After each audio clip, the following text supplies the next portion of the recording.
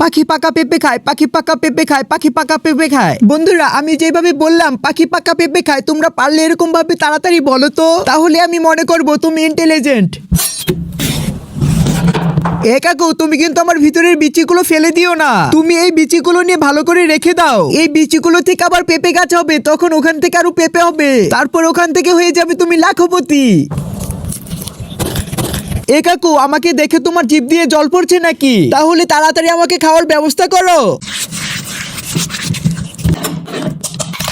আরে কাকু বাস বাস, আর বরফ দিও না, এত বরফ দিলে তো পরে তোমার ঠান্ডা লেগে যাবে, পরে বলবে পেঁপে খেয়ে তোমার শরীর অসুস্থ হয়ে গিয়েছে।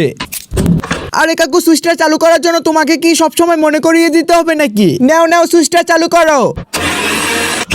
আরে কাকু তুমি দেখে আমাকে মিক্ষিন করে দিয়েছো।